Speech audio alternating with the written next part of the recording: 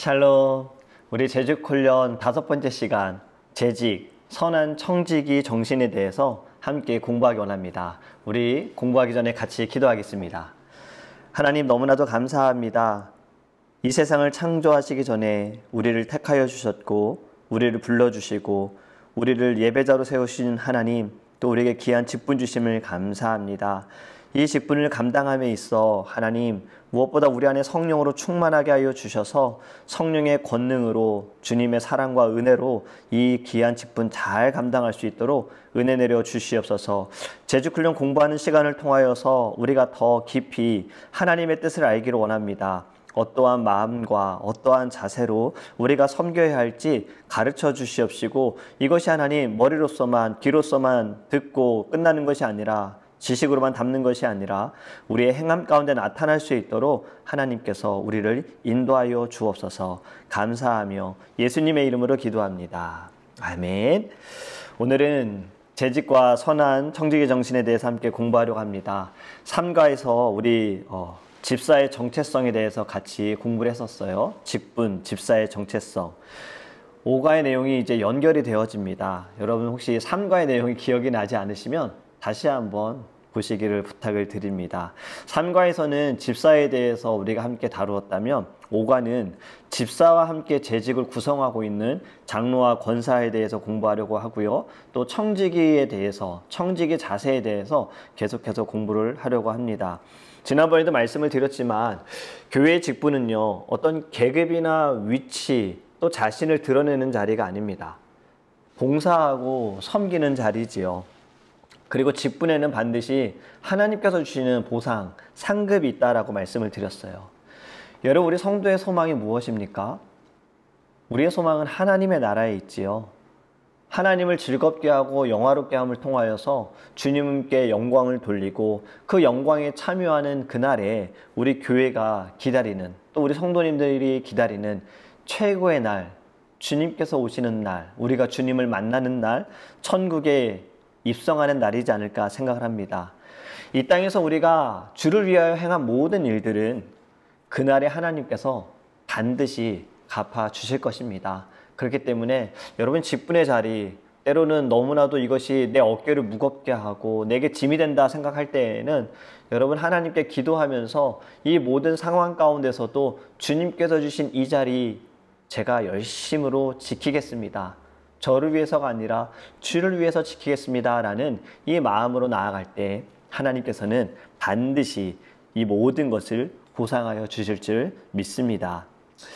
여러분, 오늘은 이제 청지기, 하나님의 청지기에 대한 공부를 같이 하려고 합니다.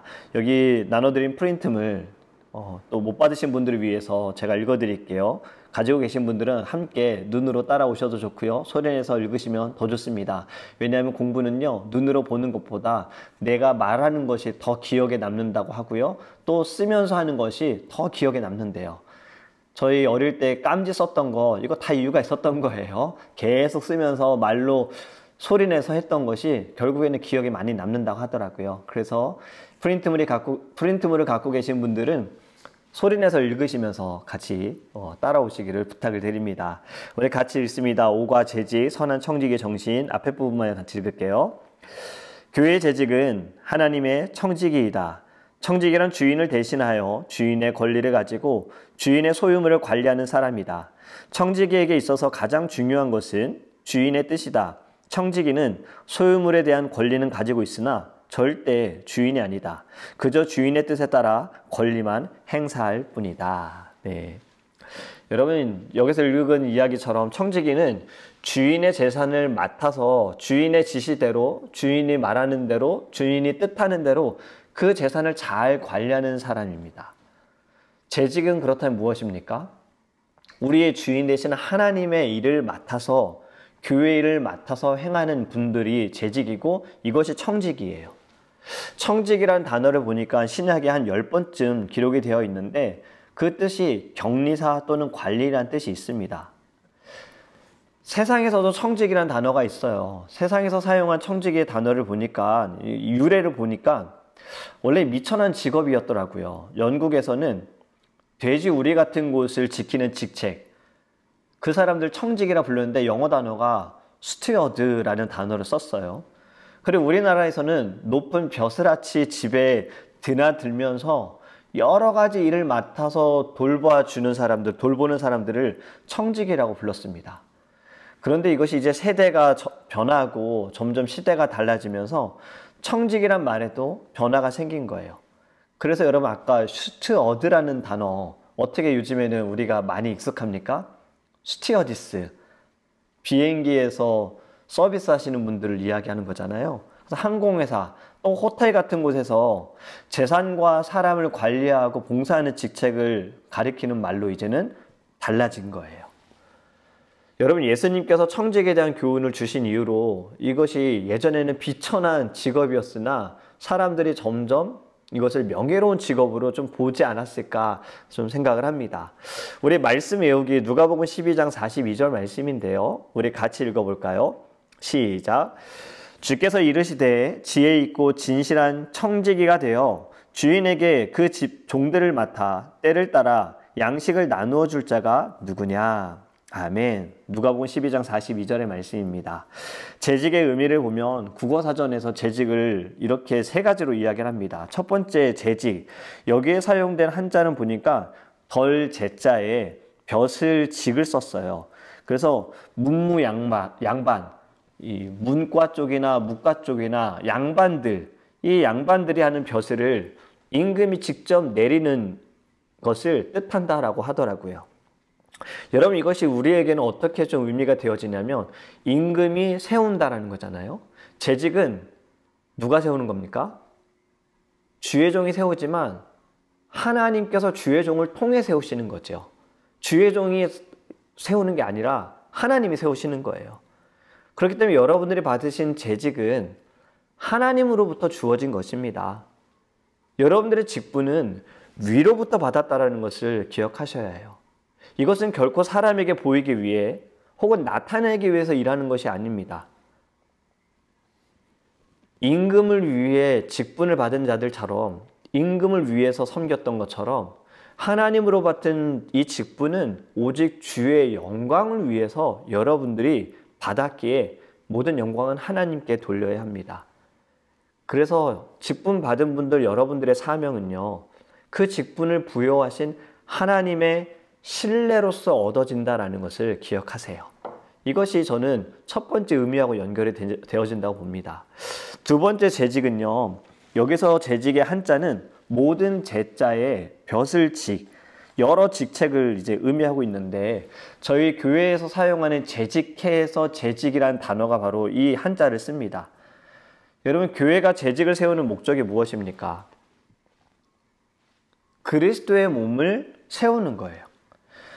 여기 말씀에 고린도전서 12장 12절 말씀, 그리스도의 몸은 하나지만 많은 지체가 있고 몸의 지체는 많지만 모두 한 몸이다. 또 로마서 12장 3절에 몸의 지체가 많고 지체마다 기능이 다르다, 이렇게 말씀하고 있어요. 우리는 기능이 다 달라요. 지체는 다 달라요. 하지만 머리 되신 분은 예수 그리스도시다. 우리는 예수님 주의 몸을 세워가기 위하여 직책을 받은 겁니다. 여러분, 이 모든 사명을 잘 감당할 때 건강한 몸이 되어지는 거예요. 교회가 튼튼히 세워져 갈 수 있는 거예요. 중요한 것은 맡겨진 사명을 감당할 때 자신의 능력을 과시하거나 이 일에 대한 효율성을 보거나 성과를 보거나 내게 주어지는 이익을 따지거나 의무적으로 하거나 억지로 행하는 것, 그것은 하나님께서 기뻐하시지 않고요. 또 하나가 될 수가 없어요. 직책은 모두가 다 달라요. 그런데 목적은 같습니다. 주의 몸을 세우는 것, 건강한 교회를 세워가는 것. 에베소서 4장 3절과 4절 말씀 여기 있지요. 우리 같이 읽어볼까요? 시작. 평안에 매는 줄로 성령이 하나 되게 하신 것을 힘써 지키라. 몸이 하나요 성령도 한 분이시니 이와 같이 너희가 부르심의 한 소망 안에서 부르심을 받았느니라. 아멘.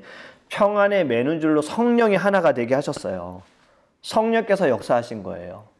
이것을 우리는 지켜야 하는 것이 우리의 사명인 거예요. 성령이 하나가 된 것을 끊어버리고 이것을 내가 갈라놓는 것은 성령의 일을 회방하는 거죠. 이거야말로 정말 성령 회방죄가 아니겠습니까? 성령께서 묶으신 거.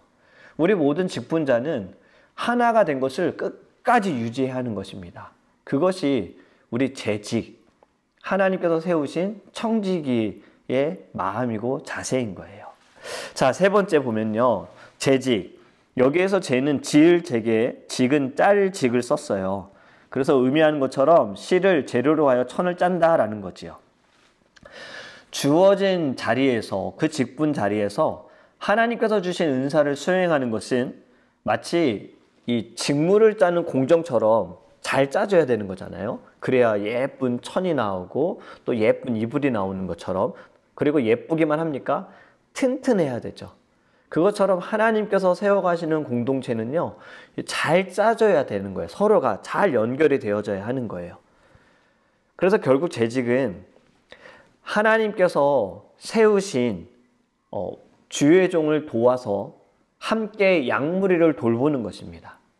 그리고 주님의 몸된 교회를 건강하게 세워나가기 위한 사명을 받은 분들이 바로 직분자들, 재직들이신 거예요.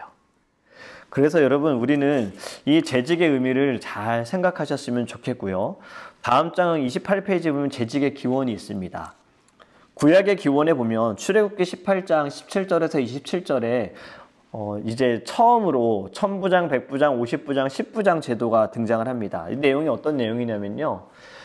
모세가 하나님의 말씀을, 명령을 듣고 이스라엘 백성들을 데리고 애굽에서 나왔잖아요. 그리고 광야의 생활을 보낼 때 모든 재판을 모세가 다 했어요. 얼마나 힘들까요? 큰 일부터 작은 일까지, 사소한 일까지, 중요한 일까지 사람들이 다 문제를 해결하기 위해 모세 앞에 나온 거예요. 모세가 이것을 재판을 하나하나 하면 힘들죠. 시간도 오래 걸리고 지치기도 하고. 그때 장인인 이드로가 일을 나눌 것을 제안을 합니다. 그래서 하나님을 두려워하는 자, 진실한 자, 불의한 이익을 미워하는 자를 택해서 그들의 역량에 따라 천부장, 백부장, 50부장, 10부장 제도를 두어서 그들로 하여금 백성의 송사를 맡아서 다스리게 해라. 중요한 문제는 모세가 직접 해결을 하지만 그렇지 않은 것들은 모세를 통해 세워진 천부장, 백부장, 50부장, 10부장을 통해서 재판을 하게끔 백성들의 삶을 돌보고 다스릴 수 있게끔 만든 제도입니다. 이것이 구약에 나타난 재직의 기원이에요. 그리고 신약의 기원은 집사 때도 우리가 이야기 나누었습니다. 예수님께서 승천을 하시기 전에 너희들은 예루살렘은 떠나지 말고 머물러 있어라. 그리고 120명의 성도가 남아서 하나님께 기도하고 예배하는 가운데 성령을 받았고요. 성령을 받음을 통하여서 그들이 한 것은 모이기에 힘썼어요. 늘 기도에 힘썼어요. 떡을 뗐어요. 그러면서 교회가 시작이 되어졌죠. 성령 받은 자들이 자신이 가지고 있는 재산을 다 팔아서 구제하기 위해서 사도들에게 그 돈을 갖다 준 겁니다. 물품들을 갖다 준 거예요. 사도들이 이것을 가지고 관리를 하는데 쉽지가 않은 거예요. 그런데 이러한 실수가 생깁니다. 헬라파 과부들이 있었고요. 히브리파 과부들이 있었는데 이 구제 문제에 대해서 갈등이 생긴 거예요. 예루살렘 토박이인 히브리파 과부들은 구제에서 빠지지 않았는데 이 세계로 흩어졌다가 돌아온 헬라파 과부들이 매일 이 구제에서 빠지는 것을 보고 불평을 합니다. 왜 히브리파 과부들만 챙기느냐? 헬라파 과부들 우리는 왜 안 챙기느냐? 이러한 문제가 생기면서 사도들이 이 일은 영적인 문제라고 파악하고요. 그들은 말씀과 기도에 우리는 힘쓰겠다 하면서 7 집사를 세웁니다. 그리고 그 집사들을 통해서 구제에 그들이 힘을 다할 수 있도록 직책을 맡긴 거예요. 사도들이 말씀과 기도에 힘쓰고 복음을 전하고 사도들을 통해 세워진 집사들은 구제에 힘쓰다 보니 교회는 점점 더 부흥이 되어졌다라는 거예요. 이것이 신약에 나타난 재직의 기원입니다. 세 번째 재직의 구성을 같이 보도록 하겠습니다. 여기 있는 글을 읽어보면요. 재직이란 교회 안에서 모든 직분 맡은 자를 가리키는 특별한 표현이다. 재직은 서리집사, 안수집사, 권사, 장로, 목사로 구성이 되어 있다. 이 재직들이 모인 회의를 재직회라고 하지요. 집사와 안수집사에 대한 것은 앞에서 말씀드린 것처럼 3과에서 이미 다루었습니다. 3과의 내용이 기억이 나지 않으시면 꼭 다시 보셔야 해요. 이번 과에서는요, 다루지 않은 직분, 장로님과 권사님의 직분에 대해서 우리 같이 공부하기 원합니다. 먼저 장로에 대해서 같이 공부할게요. 장로의 뜻을 보면요, 말의 어는 헬라어 프레스뷰테로스에서 따온 거고 영어로는 프레스비터라고 부릅니다. 이것이 다시 엘더라고 바뀌었고 우리나라 말로는 장로라는 이제 말을 사용하게 되어졌는데요. 장로라는 말은 구약에서 약 100회, 신약에서는 한 60회 정도 기록이 되어 있어요.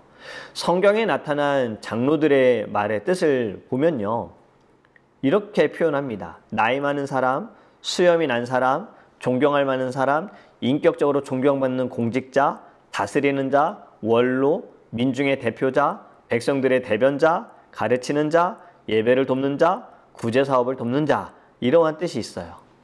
종합해보면 장로는 덕망이 있고 경험이 많고 나이가 있는 지도자라는 뜻을 가지고 있습니다. 그러면 장로의 자격 한 3가지로 볼 수가 있는데요. 첫 번째 장로의 자격, 첫 번째는요, 상당한 식견과 통솔의 능력이 있는 분이 장로님이 되실 수가 있어요. 엘더 장로님은 목사와 협력하여서 교회의 행정과 건증을 하며 성도들의 영적 관계를 잘 살펴야 할 직무가 있습니다. 그렇기 때문에 늘 관찰을 하셔야 돼요. 관찰이라는 것은 그냥 보는 것이 아니라 성도들의 삶에 대해서, 그들의 영적인 상태에 대해서 늘 살펴보셔야 하는 식견이 있어야 하고요. 그리고 이끌어갈 수 있는 통솔의 능력이 있어야 합니다. 장로는 교회의 신령한 형편과 새로운 상황을 맞이할 때 이것을 잘 대처할 수 있는 마음과 정신과 능력이 있어야 하는 거예요.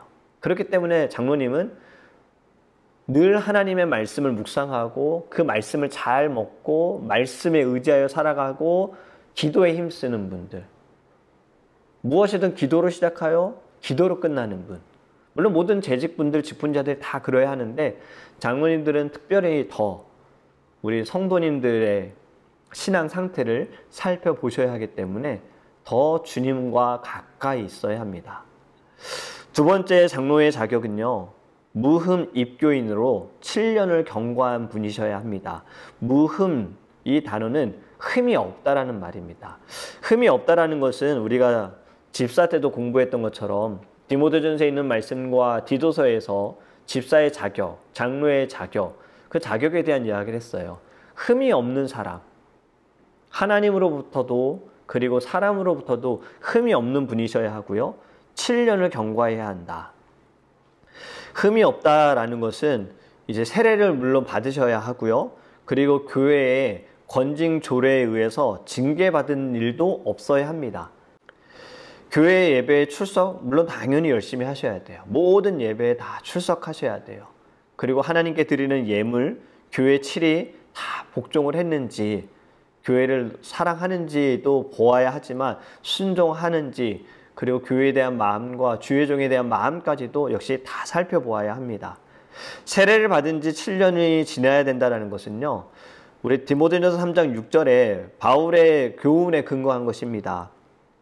새로 입교한 자도 말지니 교만하여져서 마귀를 정죄하는 그 정죄에 빠질까 합니다. 세례를 받고 시간이 지나면서 점점 성화가 되어져야 하는 거예요. 거룩하여져야 되고 겸손해져야 되는데, 세례를 막 받고 그 뜨거운 열정은 있으나 다듬어지지 않고, 그리고 하나님을 사랑하고 성도들을 대하는 자세, 마음이 다듬어지지 않은 상태에서 직분을 받으면 늘 판단하고 정죄할 수가 있다라는 위험성을 바울이 이야기한 거예요. 그래서 세례를 받은 지 7년이 지난 분들만 자격이 되어집니다. 세 번째는 40세 이상이 된 분들이셔야 합니다. 장로는 교회의 어른입니다. 지도자고요. 교회를 다스리는 자이기 때문에 연령이 40세는 넘으셔야 되는 거예요. 예전에는 30세 이상이었는데 이것은 레위인이 성전 봉사를 시작하는 연령이 30세였고 다윗이 왕위에 오른 연령도 그렇고 사내들의 회원 자격이 되는 연령도 역시 그랬어요. 그래서 뭐 30세로 한 교회들도 있지만 시대가 변함에 따라서 또 요즘엔 100세 시대라고 하잖아요. 그래서 이제는 조정이 되어서 40세 이상이 되시는 분들만 장로의 자격이 되어집니다. 이 세 가지 자격도 갖춰야 하는데 아까 말씀드렸던 디모데전서 3장 1절에서 7절 말씀에 해당되는 분, 반드시 이것이 해당이 되시는 분들만 장로의 자격을 가질 수가 있어요. 우리 PCA, 저희 장로교, 미국 장로교에서 BCO, 북 오브 철치 오더에서 말하는 장로, 이렇게 이야기를 합니다. 이 직분을 맡은 사람은 인간의 지식에 어느 정도 능통하며 흠 없는 생활을 하며 믿음이 건전하며 가르치는 능력이 있어야 한다. 그는 복음에 합당한 생활에 온건함과 거룩함을 나타내야만 한다. 자기 가정을 잘 다스리며 교회 밖의 사람들 사이에서도 평이 좋아야 한다. 네, 이렇게 정리가 되어집니다. 장로의 직무를 보면 두 가지를 좀 볼 수가 있습니다. 첫 번째는 교회의 행정과 권징을 관리해야 해요. 교회는 교회의 목적과 그 의사를 실현시키고 맡겨진 과업을 수행하기 위해 교회를 다스리는 행정이 있고요. 교회의 진리를 보호하기 위해 그리스도의 권위와 교회의 질서를 유지하기 위해서 교회를 치리하는 권징이 있습니다. 치리하는 권징이라는 말이 좀 어려울 수 있는데 쉽게 말하면 벌인 거지요. 잘못한 것에 대해서 벌을 내리는 거예요. 저희 PCA, 아까 말씀드린 BCO, 북 오브 철치 오더에도 이 권징이 있습니다. 교인들의 선택으로 이 장로가 된, 교인의 대표가 된 장로님은 목사와 협력하여서 교회 행정과 권징을 관리해야 하는 거예요. 저희는 목사도 엘더로 불러요. 저희는 티칭 엘더, TE. 그리고 우리 장로님들은, 우리가 아는 장로님들은 롤링 엘더, RE라고 부르거든요. 그래서 저희들은 가르치는 직무 외에 치료해야 하는 직무가 목사들은 가지고 있어요. 그런데 장로님들이 목사와 협력하지 않고 단독으로 행정과 권징을 할 수가 없습니다. 치리에서 목사와 장로의 권리는 같지만 목사가 주체가 되고 장로가 협력체가 되어집니다. 그 이유는요, 교회의 모든 일은 말씀, 증거가 중심이 되어야 하기 때문이에요. 장로는 치리권을 행사하는 자이므로 장로님들이 먼저 그 품위를 잘 보존하셔야 해요. 늘 겸손하셔야 하고 늘 존경받을 만한 말과 행동이 있어야 합니다. 만약에 장로님이 치리를 받을 비행을 저지르거나 잘못을 저지르거나 비방을 받아 부도덕한 일을 하게 되어지면 역시나 이것은 옳지 않게 되어지지요. 그렇기 때문에 늘 장로님은 마음가짐과 함께 그 행함에 있어서도 조심하셔야 합니다. 두 번째로 우리 장로님들이 하셔야 할 직무, 교회의 영적 상태를 늘 항상 확인하셔야 합니다. 장로는 목사와 협력하여 신앙 관계, 즉 영적인 문제를 잘 다스려야 합니다. 교회의 영적인 상태를 살피면서 장로님 자신이 먼저 신령해야 하고 교회적인 관심이 다른 사람들보다 특별히 더 깊어야 하는 거예요. 장로가 교회의 영적인 상태를 살피기 위해서는요, 첫 번째는 성도들을 자주 만나셔야 해요. 많은 대화를 나누셔야 해요. 교인들의 실정을 알지 못하고 교인들의 영적인 생활을 지도할 수는 없습니다. 그리고 두 번째는 늘 교인들의 신앙을 살피면서 교인들을 위해, 성도들을 위해 기도하셔야 해요. 장로는 교인들의 신앙 성장을 주의 깊게 살피면서 그들과 함께 기도하고 그들을 위해 또 하나님께 부르짖어야 합니다. 그리고 교회 일반적인 형편도 살펴야 합니다. 교회에 관심도가 적은 사람은 교회 일에 대해서 방관하기가 쉬워요. 그렇기 때문에 이것은 장로님과 맞지가 않습니다. 모든 직분자도 마찬가지예요. 항상 교회 일에 신경을 쓰고 교회가 건강해지기 위한 것에 대한 관심을 갖고 기도에 힘써야 하는 겁니다.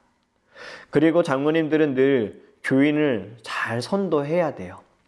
장로님은 교회의 인도자이고 권위자세요. 교인들이 교리를 오해하거나 도덕적으로 부패되어지는 것을 장로님들이 막기 위해서 지도하고 권면하셔야 합니다. 그렇기 위해서 장로님들에게는 지도력도 있어야 하고요. 또 분별력도 있어야 하는 거예요. 장로님들의 지도력이 없으면 교인들의 잘못에 끌려가기가 쉽습니다. 교인들이 잘못 판단하는 것에 장로님들이 끌려가기 쉬운 거예요. 그래서 늘 말씀으로 분별하셔서 잘못된 것은 잘못됐다라고 이야기하고 가르치고 바르게 이끌 수 있는 것이 바로 장로의 역할인 겁니다. 장로의 권한, 이것은 두 가지를 좀 볼 수가 있습니다. 장로님 앞에서도 말씀드렸어요. 저희 목사들은 티칭 엘더, 그리고 우리 장로님들은 롤링 엘더라고 했는데 장로님과 목사님들의 권한은 같은 점이 있어요. 장로는 7위에서 우리 목사님들과 동등한 권한이 있습니다. 장로의 저희 정치는요, 목사의 성직권과 장로의 대표권을 동등하게 여겨서 서로 견제하며 교회의 건전한 발전을 도모해요. 그러니까 서로 협력하는 거죠. 당회가 있고요. 이제 장로님, 목사님들로 구성이 된 시무장로님과 구성이 된 당회가 있고요. 그 당회 위에는 노회가 있어요. 저희는 동남부 노회에 소속이 되어 있습니다. PCA, 미국 장로교 한인 동남부 노회. 그리고 이 노회 위에는 총회가 있어요. 그것이 바로 미국 장로교 총회입니다. PCA. 이 안에서 목사와 장로는 같은 회원이에요. 그렇기 때문에 권한이 같습니다. 하지만 당회장과 교회 재판에 대한 재판장은 목사가 되어집니다. 왜냐하면 장로보다 목사의 권한이 말씀으로 인하여서 조금 더 크기 때문에 그렇습니다. 목사와 장로의 권한이 다른 점, 무엇이 다르냐면 첫 번째는 택하는 회가 다릅니다. 목사는 당회에서 선택하는 것이 아니고 노회에서 선택을 합니다. 그래서 저도 목사 안수를 받기 위하여 이제 전도사에서 강도사 시험 보고 그리고 인턴십하고 1년 동안 인턴십하고 목사고시, 이 모든 것은 노회에서 저희들에게 시험을 보게 하고 그 자격을 확인하고 목사 안수를 주는 거예요. 하지만 장로님들은 노회에서 장로님들을 세우는 것이 아니라 장로님들은 당회에서 세웁니다. 그리고 총대로 이제 저희가 올려서 노회원이 될 수가 있는 거예요. 두 번째로 또 다른 일은요, 맡은 일이 다릅니다. 목사는 설교와 성례, 성찬과 세례를 할 수 있는 권한이 있어요. 이 축복의 권한이 있어요. 하지만 장로님은 이러한 권한이 없습니다. 목사를 장립할 때 장로들이 안수하지 못하는 교파들도 있어요. 단 장로교회에서 목사를 장립할 때 장로들도 안수를 합니다. 장로가 목사가 되려면 목사로 다시 안수를 받아야 하는 거예요. 그래서 우리 장로님들, 안수 집사님들 임명을 받을 때에는 노회 목사님들이 오셔서, 주회중들이 오셔서 주의 이름으로 이제 장로가 되시거나 안수 집사가 되시는 분들에게 안수를 하는 거예요. 이것은 목사에게만 주어진 권한입니다. 세 번째는 명칭과 직분이 다릅니다. 목사는 하나님의 사자, 그리스도의 사신이라고 부르고요. 장로는 교인의 대표라고 부릅니다. 그래서 장로의 직분은 목사를 도와 협력하여 함께 일하는 것이 바로 장로의 직분인 거예요. 이렇게 장로님 좀 정리가 될 것 같습니다. 자, 다음은 우리 권사님에 대한 이야기를 같이 나눠보겠습니다. 여기 있는 글을 좀 읽어드리면요. 29페이지 2번 권사. 장로의 정치에 권사제도를 선정한 역사는 그리 오래되지 않는다. 그러나 헌법상 권사제도가 있기 전부터 교인 신방과 전도에 봉사하는 여자 일꾼을 권사라고 불렀다. 네. 여러분, 권사는 성경에서 권사라는 직분을 찾기는 어렵습니다. 그리고 미국 교회에서도 권사라는 단어가 영어로는 없는 걸로 알고 있어요. 그런데 이제 한국 또 저희 장로교회에서는 권사라는 직분을 가지고 있는 것이 이것이 그냥 만든 것은 아닙니다. 성경에도 보면 오랫동안 교회 일에 충성하신 나이 많은 여자 집사님들이 계셨어요. 이제 이러한 분들에 대해서 당회가 권사라는 직명을 주고 부여하고 교회를 봉사케 하는 거예요. 그렇기 때문에 권사를 당회에서 임명하고 다른 서리 여 집사보다 직위상 높은 위치의 직분으로 여기면서 권사님이 되신 분들도 스스로가 이 모든 자리에서 자세와 명예를 가지고 있는 직책을 인식하게끔 하는 자리가 바로 권사의 자리입니다.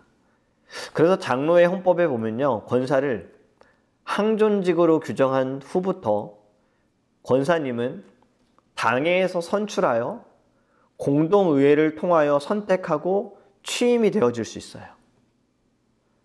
시간이 지났기 때문에 여자 집사로 오래 있었다고 권사가 되는 것이 아니고요. 그냥 제가 이제 권사하겠습니다 해서 되는 것도 아니고요. 목사님과 장로님이 기도하며 그리고 살펴보며 권사의 직분을 주실 분에게 권면하고 훈련하고 가르치고 그리고 모든 성도들의 공동의회를 통해서 권사의 직분을 받게 되어집니다. 권사의 자격 다시 정리해서 말씀을 드릴게요. 권사가 되기 위해서는 아까 장로님은 세례를 받고 7년이라고 그랬죠. 권사님은 세례를 받고 5년 이상 경과하셔야 하고요. 나이는 45세가 넘으셔야지만 권사가 될 수 있습니다. 그리고 이제 다음부터가 더 중요해요. 그 행위가 복음에 적합하여야 하고, 네 번째는 모든 교인의 모범이 되어야 합니다. 그리고 마지막은 공동의회에서 3분의 2 이상의 찬성표를 받으셔야지만 권사가 될 수가 있습니다. 이것이 권사의 자격이에요. 자, 권사의 직무 3가지로 좀 나눠볼까요? 권사의 직무를 보면 첫 번째는요, 교역자를 잘 도와야 합니다. 권사는 서리 집사로 오랫동안 이제 봉사하셨고 전도한 경력을 가지신 여신도 중에 다른 사람들을 잘 이끌 수 있는 인물들로 선출하는 경우들이 많거든요. 이러한 위치에 있는 권사가 교역자에게 잘 협조하지 않으면요, 교회 전체에 어려운 문제가 발생합니다. 그렇기 때문에 권사는 늘 교역자를 도와서 교회를 봉사하고 그리고 교역자를 잘 섬기면서 함께 건강한 교회로 세워가야 하는 거예요. 두 번째로 권사의 직무, 두 번째는 신방의 의무를 감당해야 합니다. 성도들 중에 좀 어렵고 힘들고 아프신 분들이 있다면 권사님들이 연락하시고 만나셔서 그들을 위로해 주셔야 하는 거예요. 신방도 교역자와 함께 그들에게 그런 영적인 상태도 살펴보지만 그들의 삶도 돌아보는 것이 권사의 직무입니다. 그래서 이 권사직은요, 명예직이 아니에요. 봉사하고 잘 섬기셔야 하는 직책인 거예요. 마지막으로 권사의 직무 3번째는 덕망이 있어야 해요. 권사는 교역자의 보호자일 뿐 아니라 모든 성도들의 보호자가 되어야 합니다. 이제 막 예수님을 믿은 분, 교회 처음 다니시는 분, 낙심한 사람, 아픈 사람, 실패한 분, 어려운 사람들, 노약자들, 여러 모양의 사람들을 위한 보호자가 되셔야 해요. 그렇기 때문에 권사님들도 장로님들과 마찬가지로 늘 말씀을 사모하고 기도에 힘쓰시며 한 영혼을 귀하게 여기는 마음이 있어야 합니다. 제가 이런 글을 봤어요. 근데 이것은 뭐 조심해야 될 내용들을 말하는데 이것은 꼭 권사님들 뿐만이 아니라 모든 재직과 성도들, 교인들은 다 숙지해야 할 내용일 것 같아요. 무엇을 조심해야 하는가 좀 세 가지로 이야기를 하는데요. 첫 번째는 물질적으로 연결이 되지 않도록 조심하라고 합니다. 신방을 통해서 교인들과 가까워졌는데 이 가까워진 것을 기회로 교인들에게 금전을 요구하고 돈을 빌리고 그리고 왜 돈을 갚지 않냐 좀 이러한 부분들은 교회에 참 큰 문제를 일으킵니다. 그렇기 때문에 물질적으로 서로가 연결되지 않는 것이 좀 중요하고요. 두 번째는요. 정신적인 가해자가 되지 않도록 조심하라고 이야기합니다. 신방을 가거나 성도들을 만나면서 이 집에선 이렇게 말하고 저 집에선 저렇게 말하고 성도들 사이에 안 좋게 이간질하고 나쁜 말 하면서 명예를 손상시키는 이 정신적인 가해 행위라고 표현을 하시는데 이거를 하지 않도록 조심하라고 이야기를 하고 있어요.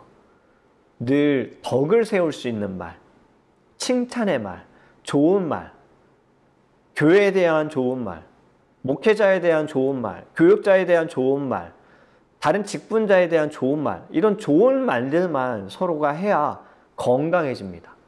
사단에게 틈을 주면 안 돼요. 부정적인 말, 저 사람 안 좋아, 알고 있다 하더라도 그걸 인정한다 하더라도 누군가에게 전달을 하면 이건 증폭이 되어져요. 그렇기 때문에 웬만해서가 아니라 아예 좋지 않은 말, 나쁜 말 하지 않는 게 좋아요. 누군가 만약에 그런 얘기를 꺼낸다면 안타깝네요. 기도합시다. 우리 기도가 부족해서 그래요. 이렇게 이야기하는 것이 건강한 교회가 될 수 있어요. 마지막은요. 신앙적인 가해자가 되지 않도록 조심하라고 합니다. 이 이야기는 뭐냐면요. 지금 한국의 교회도 그렇지만 많은 이단들, 사이비 종교들이 너무 많지요. 이로 인해 피해도 우리는 최근에 기사를 통해서 보지 않았습니까? 어떻게 저럴 수 있을까? 저도 어릴 때 정말 열심으로 교회를 섬기셨던 분이 있었어요. 집사님, 여자 집사님이셨는데 그 아들들은 저하고 또래였는데 언제부턴가 교회를 안 나오셔서 제가 어릴 때 너무 궁금해서 어머니께 여쭤봤거든요. 왜 요즘 그 집사님이 안 보이시냐고. 그랬더니 그 집사님이 옆집에 있는 어떤 분과 만남을 가졌고 신앙적인 대화를 했는데 이분이 이단이셨던 거예요. 그 이단에 빠지셔서 이단 교회로 가게 됐다라는 이야기를 들었습니다. 예전부터 이러한 일은 지금은 이제 점점 드러나고 있는 거잖아요. 굉장히 많다라는 거예요. 여러분, 교회는 늘 사단의 이 공격이 있습니다. 어떠한 방법으로 공격할지 모르고요. 선한 양의 탈을 쓰고 공격할 수도 있기 때문에 우리 모두는 잘 분별해야 돼요. 그렇기 때문에 우리는 모든 기준이 무엇이다? 말씀이다. 하나님의 말씀이다. 이 말씀으로 우리는 분별할 수 있어야 합니다. 기도만 강조하면 은사주의에 빠질 수가 있어요. 하나님과의 직통계시. 지금 이것도 좀 문제가 되잖아요. 모든 것은 기도도 열심히 하되 말씀으로 분별할 수 있어야지만 건강한 교회가 될 수가 있습니다. 그렇기 때문에 여러분, 어디가 뭐가 좋네, 누가 어떤 병을 고쳤네, 거기에 가보자. 여러분, 이것도 신앙적인 가해자가 될 수 있어요. 모든 것은 반드시 교회를 통하여 검증 받으셔야 합니다. 교회가 바라는 권사사항 4가지로 좀 정리할 수 있습니다. 첫째는요, 어머니로서의 권사가 되셔야 해요. 여러분, 목사와 장로가 아버지와 같다면 권사는 어머니와 같다고 볼 수 있어요. 어머니에게서는 늘 사랑을 맛보잖아요. 우리 권사님들은 교회에서 사랑의 직책을 감당하는 어머니가 되시기를 바랍니다. 이 재직과 교인 사이, 교역자와 재직 사이에서 권사는 사랑과 화목으로 연결하는 어머니가 되어야 합니다. 가정에서는 없어서는 안 될 존재가 어머니잖아요. 그렇기 때문에 우리 권사님들 모두가 정말 어머니의 마음으로 교역자들을 보시고 성도님들을 봐주시길 부탁을 드립니다. 두 번째는 봉사자로서의 권사입니다. 교회 직분은 봉사하기 위한 직책이지요. 권사는 보다 더 나타나지 않는 이 봉사의 역할이 요구가 될 때가 있어요. 봉사를 많이 해도 대접과 존경을 받지 못할 수도 있어요. 어머니들이 그렇잖아요. 가정에서 수고와 봉사를 많이 해도 칭찬과 명예는 아버지가 받는 경우들이 있는 것처럼 교회에서도 권사님들의 수고와 노력이 많지만 때로는 칭찬을 받기 어려울 때도 있습니다. 그래도 하나님이 알고 계십니다. 하나님이 다 권사님들의 그 섬김, 마음, 수고 하나님이 다 보고 계세요. 주님을 만나는 그날에 그 모든 것이 여러분들에게 상급으로 주어지기 때문에요. 우리 늘 서 있는 하나님이 세우신 자리에서 열심으로 봉사하기를 원합니다. 세 번째는요. 협력자로서의 권사가 되셔야 합니다. 권사님들 아까 교회 앞에서 서약을 하시거든요. 이제 저는 권사로서 주를 위하여, 교회를 위하여, 주의 종을 위하여, 성도들을 위하여 열심으로 섬기겠습니다. 그렇기 때문에 목회자와 협동하여서 교인들의 협력자로 이 역할을 잘 감당하셔야 합니다. 아까 말씀드린 베베는 교역자들에게만 아니라 교인들에게도 보호자가 되었어요. 그리고 성경 신약에 나오는 브리시길라라는 인물도요.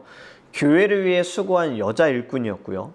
생명을 아끼지 않고 죽기를 각오하며 바울을 위해 힘썼던 협력하는 여자 일꾼이었습니다. 그렇기 때문에 우리 권사님들은 협력자로서 베베처럼 브리스길라처럼 늘 권사의 사명을 감당하시기 바랍니다. 마지막 네 번째 전도자로서의 권사가 되시기를 바랍니다. 결국엔 복음입니다. 우리의 모든 것은 복음이에요. 우리 권사님들도 복음을 가지고 우리 교인들, 성도들을 말씀으로 잘 양육하고 이끌어야 하지만 또 아직 주님을 모르는 이들에게 복음을 전하셔야 돼요. 그렇기 때문에 여러분들이 한 사람 한 사람 만날 때마다 말씀, 오직 예수, 주님의 사랑만을 증거하시길 바라요. 그러면 하나님께서 여러분들을 전도자로서 세우실 줄 믿습니다. 네, 여기까지 이제 장로와 권사에 대해서 함께 공부했습니다.